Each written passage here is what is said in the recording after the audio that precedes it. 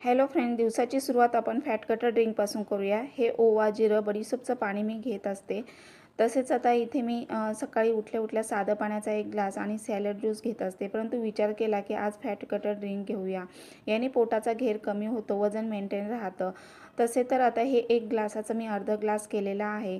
आणि त्यानंतर व्यायाम केला, एक्सरसाइज केली, सगळं आवरलं, झाडलोट वगैरे क्लिनिंगची कामं करून घेतली. म्हणजे ही अर्धी कामं झाल्यासारखे वाटतात आणि फ्रेश झाली. त्यानंतर इथे माझी देवपूजा, रोजची नित्यपूजा, स्वामी सेवा, धूपदीप वगैरे लावलं. खूप छान प्रसन्न घरामध्ये अगदी पॉझिटिव्ह वाईब्स येतात. पक्ष्यांचा चिवचिवाट, मुलांची गडबड, घरामध्ये प्रसन्न असं वातावरण. वाव, काय भारी वाटतं ना, की शब्दच नाही माझ्याकडे.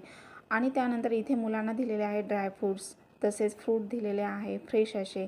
मुलांनासुद्धा आपण अधूनमधून असा आहार दिला तर ते हेल्दी आणि त्यांची इम्युनिटी पॉवर स्ट्रॉंग होते.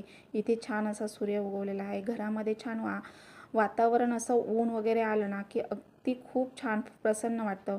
इथे मस्त असा आल्याचा फक्कट चहा केला आहे, कमी गोड. सरांनी मी चहा घेतला. मुलांना इथे टिफिन बनवून दिलेला आहे, भाजी पोळी त्यांचं आवरून दिलं. त्यानंतर हे इंडोर प्लॅन्ट्स, याचीसुद्धा खराब पानं काढली. पाणी वेळेवर दिलं तर त्यांची ग्रोथ होते. त्यांच्याकडे पाहिलं तरी खूप फ्रेश वाटतं. आणि सगळं आवरून घेतलं. देवाची ही सगळी पूजेची भांडी मी क्लीन करून घेतली. आणि घर वगैरे आवरून झाल्यानंतर मुलं स्कूलला गेली, सगळं किचन वगैरे क्लिनिंग करत असते ते गेल्यानंतर. तर असं हे माझं रोजचं रुटीन आहे. आणि मला झाडांची प्रचंड आवड आहे. काही ना काही दिवसभरात मी अशी खटपट करत असते. मनी प्लॅन्ट पाडलेला होता, विचार केला की तो छान असा कट करून एकत्र असा बांधून पाण्यात ठेवला की त्याला छान रूट्स येतात आणि मग कुंडीत लावला की खूप छान असं फ्रेश वाटतं घरामध्ये. तसेच विचार केला की दुपारची वेळ होती, तर इथे मी आदिवासी तेल बनवलं. याने सगळे केसांचे प्रॉब्लेम सॉल्व्ह होतात. तुमचे केस गळती, पुन्हा टक्कल पडत असेल, केस विरळ होत असेल तर यावर रामबाण उपाय आहे.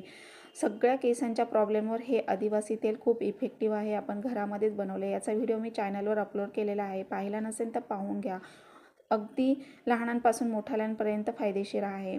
तसेच आता थोडा वेळ होता, 5:30 वाजले. सगळी कामं आवरता विचार केला की 2-3 दिवसाचा मसाला वाटून ठेवावं. खूप हेक्टिक रुटीन झालेलं आहे.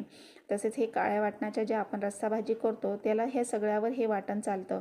आलं, लसूण, पुन्हा कांदा, कोथिंबीर आणि थोडासा खडा मसाला, हे चांगलं सोनेरी रंगावर तेल टाकून भाजून घ्यायचं आणि बिना पाण्याचं वाटायचं. म्हणजे तो 3 ते 4 दिवस हा मसाला, हे वाटण सहज राहतं आणि पटकन भाजी इझी करता येते.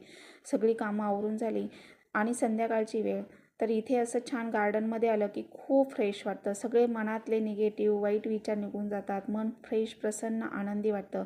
तर आनंदी राहण्यासाठी या गोष्टी मी करते.